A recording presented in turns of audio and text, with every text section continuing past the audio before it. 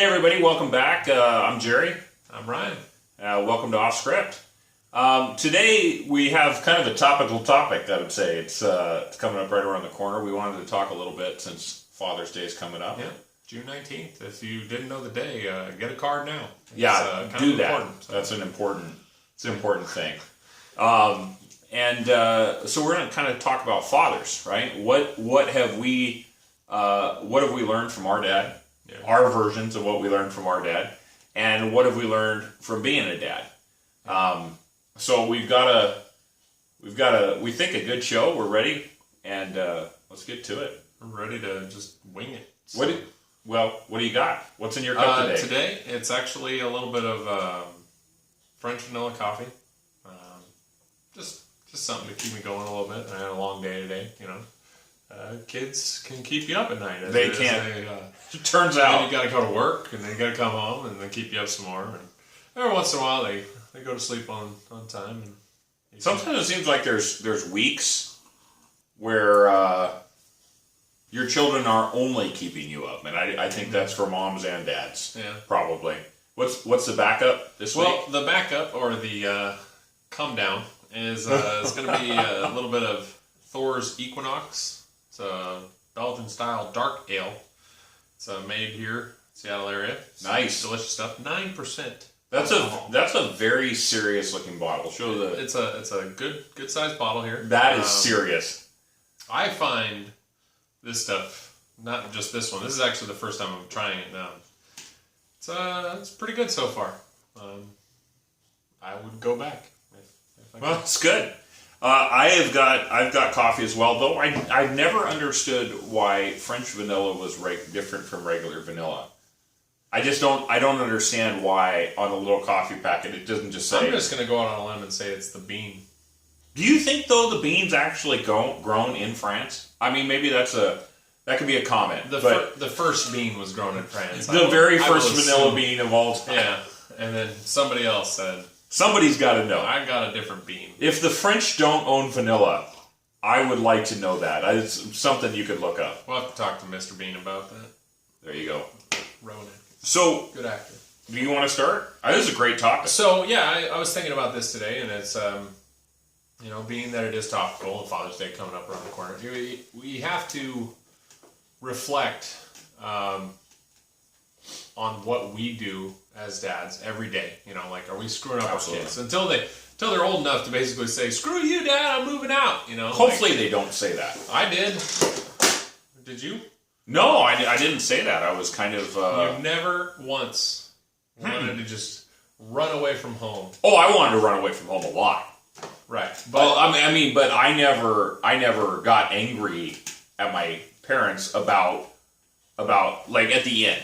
I mean, I was angry with my parents every time I got in trouble, but most of the time I got in trouble, it was because I'd actually done something. Done something wrong. Unless our middle brother, who, I love my middle brother, and if he watches this, and I hope he does watch this, but my middle brother, I love him, but he was fantastic about getting me in trouble. I could be 15, 20 feet away, and he could say, "Mom or Dad." I thought that was me. Jerry hit me. Jerry hit me from across the room.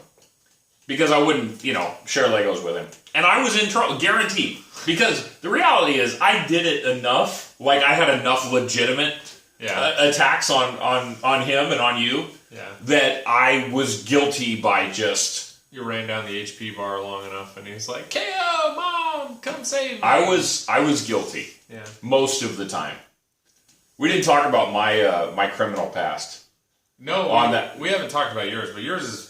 it was exploratory at best. I don't think you ever really had... You had many intentions of ruling the world. I did. But that's... we're going to build this cave system up here in the woods, and we're going to... this sounds a lot like... Pinky in the Brain? Pinky in the Brain. I was going to say Al-Qaeda, but I don't want to be put on any watch lists, that's not a word you want to use on YouTube. So anyways, beyond all that, it's...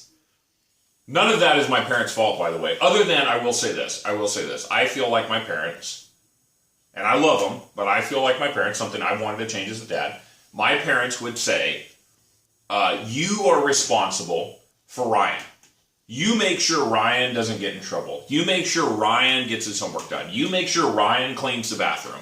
And as an example, I mean, we had a lot of corporal punishment when I was growing up. I mean, a spanking is still something that I rely on to some degree, honestly. Even though he's so young, it's, as Grandma, I talked to her the other day, and she said, you have to discipline him when it matters. You can't just go around beating him for everything. And I mean, I'm swatting him on the diaper. He's not going away with bruises or anything like that. Right. 90% of the time, this kid's got a giant smile on his face because he's having so much fun. But every once in a while, he's doing something like he's about to reach into the hot oven, you know, or reach towards it. And the idea is you create this dead zone. You know, the oven is the oven, not just the floor is lava, but the oven is hot. Right. And you need to not touch the oven, especially when it's on. The rest of the time, he can touch it. It's fine, but we prefer he didn't do it at all. But we can't just stand by the oven and swat him away every time he goes up there. So Well, our theory is, Right. you know, don't touch the oven when it's on. So ouchie, ouchie, it's hot, and then he does it anyways. And we pull him aside, and we swat him on the butt, and we set him down, and we say, no, you can't touch the oven. Don't do that. And then we let him go, you know, give him a hug or something, and let him go. And for a lot of people, corporal punishment, and I'm saying this, understanding this, for a lot of people, corporal punishment is a very controversial topic. Yeah. I think Don't beat your kids. I think for us growing up, one of the big deals though was I felt like a lot of times when we got disciplined, it was about one option only. Well, sure. I mean, there wasn't an option to have a conversation, but I think a lot of times when we grew up, discipline was angry, right? Like you made mom or dad angry, and I say again, as an adult, I absolutely love my parents. I feel like I have a good relationship with them. But when we were growing up, something I will say that they have told me that they would have done different. Yeah. They disciplined out of anger. Right. So if you didn't obey, you got corporal punishment, and you got chores, and I don't think we ever got an allowance, but we probably would have lost that too. Our allowance was earned. I mean, that's the... Did you get an allowance? No, but I never got an I got allowance. paid an hourly rate. I tried to negotiate an hour. I got 50 cents an hour, and I think I was trying to negotiate for 75 cents an hour. Something like that always is going to happen.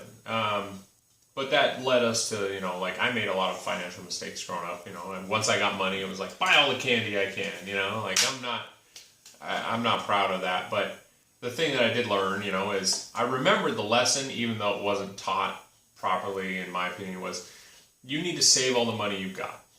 How do you save that money? Well, give me your paycheck, I'll put it in the bank for you. I was like, I'm working, man. I'm 16 years old. I got a mind of my own. I'm out there. I'm working at McDonald's. I'm flipping a burger or something like that, and I want to keep some of this money to do whatever, you know. But I don't take into account all the stuff that was given to me. Basically, like I had my vehicle given to me. I had my insurance paid for. I had health care. I had. But I think that's the way it is when you're a child, right? When you're a child, it's very hard to see the sacrifices that that your parents are making on your behalf, because whatever is normal is normal. And I've never believed, even since I was a young child, I've never believed that in the whole the idea of telling your children that someone somewhere else has it worse, because you can't rationalize that. No. Like, I've been to Africa. Yeah. I adopted 2 children from Africa. Yeah. It was a horrible place to see firsthand. It's horrible to see poverty to that degree. But when I was a child, I couldn't have rationalized there are starving children in Africa, so you should eat your asparagus. I hated asparagus. I kind of like it now. I don't know why, but I hated asparagus. I didn't want to eat asparagus. So you can't rationalize as a child that you're supposed to be grateful for the thing you don't want. Right. You better be grateful that you have a lawn to mow. Some kids don't have a lawn to mow. Like we were talking, what was it, 2 weeks ago, we were talking about, you know, Ryan wanted to be a chef, and they're like, here's the dinner that you can prepare for us, Chef. Right. Or Chef Ryan. Yeah.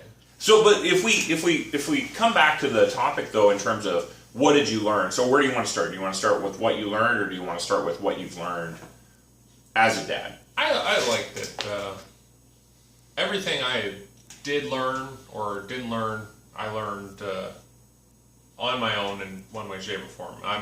I'm pretty independent. I think that I've relied on them, my parents, a few times, in hard times and stuff like that, or they just help me out of their own will to keep me on the straight and narrow to some degree, in an attempt to. And despite all that, I still made a lot of mistakes along the way. I was given a car, or I was.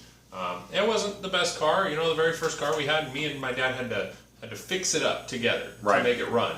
I had to do that too. Rebuilt the front end. So I got a car. I got a '83 Ford Fairmont. Yeah. And it didn't run. I remember our dad went out and we bought it together, and it actually just didn't turn on. Yeah. Like, that was my big, introduction to, here's your gift. Right. It's a car that doesn't turn on. I think I actually went to see that car with him before you got it, and I was thinking in the back of my head, is he going to give me this car? And then you got it, and I was kind of jealous. The same thing happened with you. I was glad to have a car. Yeah. I had a deer run in front of me in that car. Battery exploded face? No, I had the hot water, the radiator exploded in my face. Oh, okay. I went a couple of 360 revolutions on an icy freeway. I think somebody, I don't remember if it was me, somebody backed the car down over part of some rocks, and that car still ran. Yeah. They don't make them like they used to. They don't make them like that. You can't do that in a Prius. Maybe you can. I don't know. They seem to outrun everything nowadays, I guess, according to the commercial. According to the commercial, you could turn a Prius into a cop car. But our middle brother, he got a car, Right. AMC Hornet. He had to fix that up a little bit. That didn't turn out so well, though. No, he joyrided the car. That car was a tank. An AMC Hornet? Yeah. It was a tank. I remember doing Brody's in the...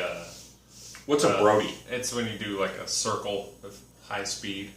Not a donut. A Brody's I'm going to drive forward and crank it and then go back. Somebody in the comments will be like, that's not a Brody. I don't know what a Brody is then. I don't do them because I drive a Jeep.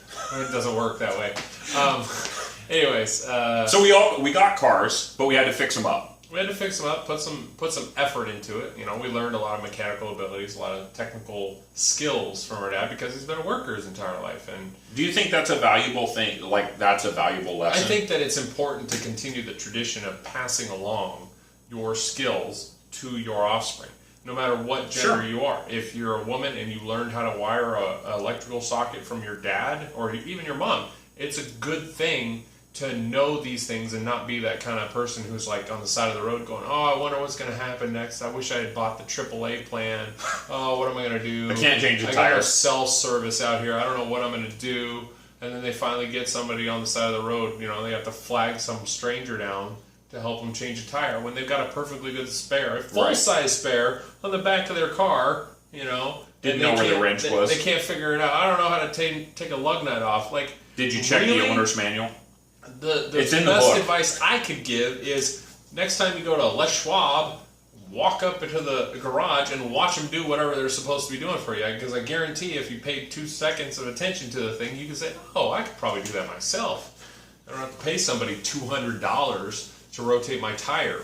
I'm trying to do that. The idea of teaching your kids... Or watch a video on YouTube. Well, sure, watch a video on YouTube. But what I'm saying is I'm trying to teach my kids those life lessons. So we made a rule. I have 4 girls and a boy. The boy's a baby, so he doesn't do anything yet. He tried to help me change a toilet seat tonight. It was awesome. He kept turning it in the wrong direction, so I was having a hard time. But the girls are older, and so we've made a rule that we don't throw away anything in the house that's electronic or mechanical until we take it apart. Yeah. So we started off with a baby monitor, and we took apart a digital camera. We've got a printer at the house that we're going to take apart, and they just get such a kick out of exploring the guts of a machine. And now they understand that there's power, there's electricity inside of it. It comes from the batteries and the red wire and the black wire and the green wire, and this is where they go and what the different parts do. And they're learning how to use tools, and they're less than 10 years old. Yeah. So I think that there's absolutely. I'm trying to pass on some of what our dad gave us in terms of But we did that on our own too, and it was destructive when we did it. Though. It was destructive. That was part of one of my criminal convictions. Practically brand new radio that somebody bought for me as a Christmas present. I want to see what happens when I take all the screws out of the back and it falls apart on you. You know. You know, there is a YouTube channel called What's Inside. Yep. Have you seen that? I've seen it. I haven't watched many episodes, but that's kind of that concept of guys got a couple of kids, and they just cut stuff up. Right. Open it up, see what's inside. The only episode that bugged me about that was, and I mean it's just a thing, so it's not like they couldn't do it, even if they didn't want to, they had to. But they got the YouTube Silver Button Award or whatever. It's like so many views, and you get this little plaque. Oh, and they cut it open. Button, and they cut through it. It's a solid piece of metal. Like you're not gonna find anything inside. Like it's not completely silver or something like that. Like I don't know. It's part of this channel. Exactly. They had to do it. It was their obligation. The only thing they could do is say, if we ever get the silver button. If we ever get take that, it and they put it back on the wall. If we ever get that far on YouTube, we won't cut the button open. That's not our channel. Not our channel. But I think that idea of passing along skills that you have, things that you understand about life, and doing it intentionally. Like I feel like as a dad, you need to be a dad on purpose. Right. You can't just be like, oh, well, I came home today. I drank some Thor's Equinox, and my child will magically understand what it is I do and how I interact with the world and what skills I think are important. Well, you've got to do it on purpose as a parent. Yeah, but the parts that you which is also how you end up with kids. Yeah, it's deep. If you do it on purpose, we did. There's no second on the way anytime soon. But we have these struggles as fathers where the struggles as fathers where you want to impart some wisdom or you want them to not do something that's wrong in your opinion, but somebody else might say, oh, you shouldn't do that, or your kid is going to be fine, or you can give them this or you can't give them that, and like maybe you should keep them away from gluten or something like that. Like we've fed our kid literally everything that we eat, and then some, and then he eats stuff that we don't know what he's eating, and all kinds of those kids things. Eat dirt. Kids eat dirt. Kids eat rocks and pennies and pencil erasers and paper bags, and kids eat stuff. Yeah. It's a constant, like when they're babies, right, under 3 or 4 years old. It is a constant struggle to keep them from eating things that are actually deadly. Yeah.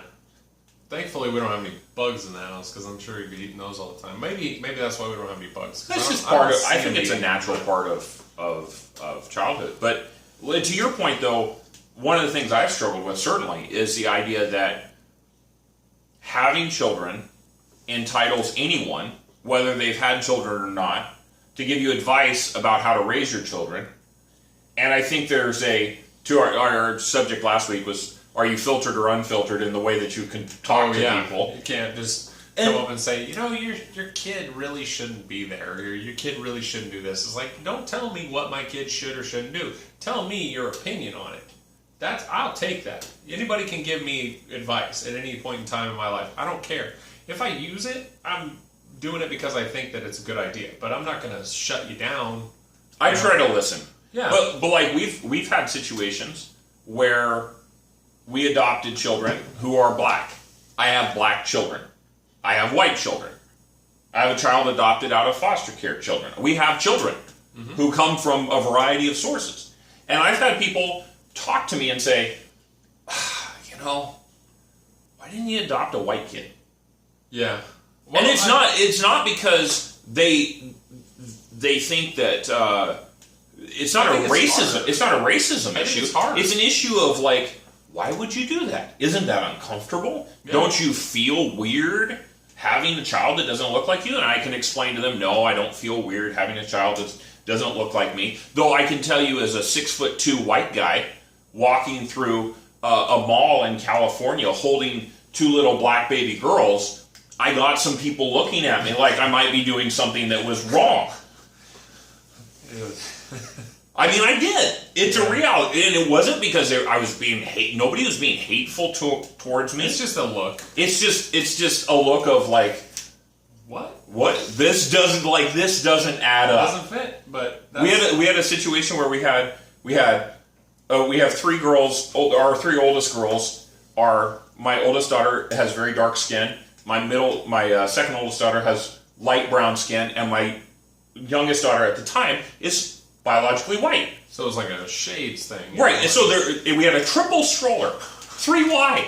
We're rolling it through the park, and I had some lady, triplets, and she comes running around the corner to see the triplets, and the look on her face was like this made no sense, because they were all very young at the time. So I think that the advice point, to the point of your children, look different than people expect them to, right? Your baby eats something that they don't expect you to eat. I get the comment all the time that my kid looks like my wife's dad.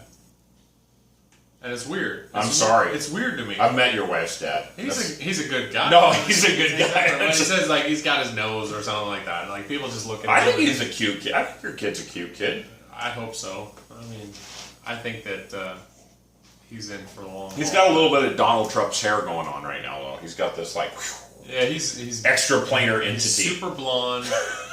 I got brown hair. We had blonde hair as kids, so I mean it's possible. But blonde hair, blue eyed, cute kid. He's a cute kid. He's a giant.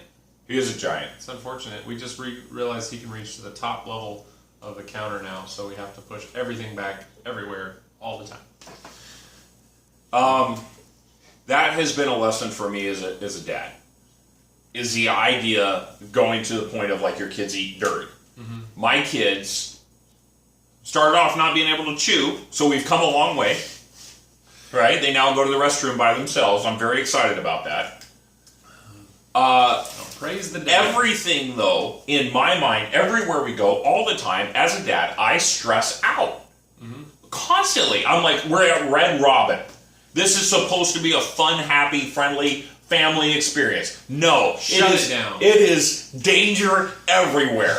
I've got the salt Skillets. shaker. I've got the hot skillet. I've got the knives in every napkin. Everybody want a steak knife? I've got the menu, the flippy menu that there's only one of, and so they're fighting over the dessert. They haven't even got to the fries yet. We're like begging the waitress, could you please send us, as we're walking to the table, could you please send us fries now? Yeah. Before we get water, before we get the menus, could you please give us fries now? Because if I can put a fry in the hand of a child, steak fry, there is a chance that we will survive the first 20 minutes until the food arrives. Neat little feature, not a plug, but Applebee's, they now have remember your idea as a kid where you'd have the digital menu at the table, and your food would come out on a cool sushi conveyor or something like that. Applebee's now has the pay at the table, reorder drinks. Oh yeah, I've seen that. Red Robin has that thing too now. Oh, okay, I didn't know. We haven't been there in a while, but yeah, they got that little thing. So you can buy games on the little device, so your kid can play games. Touchy subject. Well, video games are a touchy subject at my house. If you play games on a mobile, you're a gamer. That's it. I mean, it doesn't matter what your game is. If you spend more than an hour at any given time looking at a screen, manipulating characters, hang on, you're either having a god complex or you're a gamer. Time out. So time out. It could be Sims, I agree with or you. It can be. Does whatever. Facebook count? Facebook games are the worst because they'll catch you no matter where you go. No, I'm just talking play Dragon Crush Saga. Facebook 1.0. Okay. Does Facebook 1.0 count as a game or a social experience? How many friends can I get? It seems like a game. Yeah.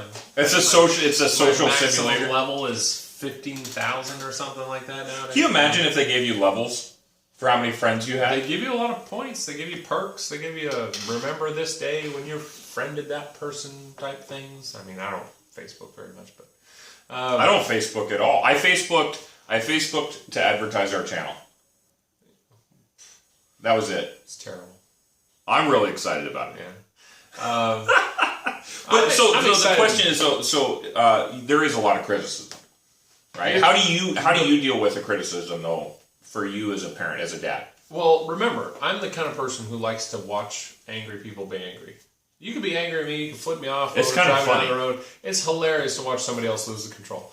So if you're going to give me advice, be expecting that I'm going to give you advice back. I think that you shouldn't be spanking your kid. Okay, well, I don't think that you should have an opinion on how I punish my children. I don't think you should sell Tupperware. Well, they can sell whatever they want. They're just not going to sell it to my house. I got a sign that says no solicitors. Or there's a Does that work? I have that sign too, and I still have people show up like, hey, we're here to collect. To discuss, religion with you or something like that, or sell you Girl Scout cookies. I like the people who come to my door and try and discuss religion with me, because then I can tell them, yeah, I'm good, man. I got everything I need to know, and I learned that early on. So it's a deep topic. I don't really need your advice, but praise the Lord and move on to the next house. You know what I mean? It's like they can't say anything different about that. But I'd rather not give too much credence to anybody's advice unless it's good advice. If you had to put it into words though, what are you trying to achieve as a dad? Like, what's your outcome? What's the end game? What does it look like if you succeed? Okay, so my child will inevitably be facing a lot of the same struggles that I did. Whether or not financially he's able to support himself, or financially he's able to support me when I'm old and senile or something like that, or I can't support myself. If I had one thing that my kid should take away from anything that I give him, is that there is always an answer. Yeah. There is never a situation you're going to run across as a blonde hair, blue eye, white boy that you cannot figure out. You don't have to be privileged. You don't have to be rich. You don't have to be, saved from everything by your parents. There's always an answer.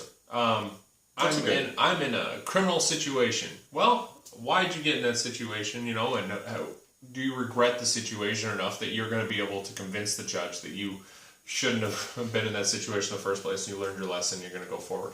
Or do you need somebody there to bail you out? If you can do everything on your own and not get into trouble, which very unlikely, you're going to get a speeding ticket or something like that eventually, when you get your first car, you pedal the metal all the time. Well, we all make mistakes. But there's always an answer. There's been an answer every single time. If I had to pray for that answer, or if somebody had to give it to me because I didn't understand what the question was that I was trying to ask myself, or if I'm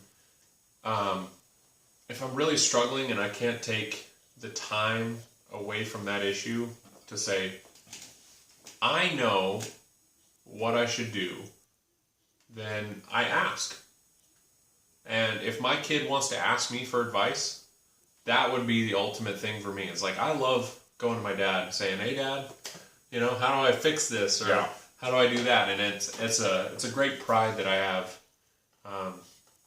just hanging out with him, and it's good getting to do that with him, and I still try and do it nowadays, whenever we're, it's nice that we all live close and in the same area. We just moved my kid into his new room, and I had to get his help on the other end of the crib so we could reassemble. We had to disassemble half of it and morph it around the corner so that we could get it into the other room. Sure. Reassemble it over there. The old take the foot off the crib and flip it around thing. Yeah. Can he climb out yet? Can your baby climb out of the crib? Nope. He hasn't tried. But Parents, it's a disaster. I'm working on his upper body strength. So your child needs one toe, and that's it. If you don't know this already, your child needs one toe to escape the bed.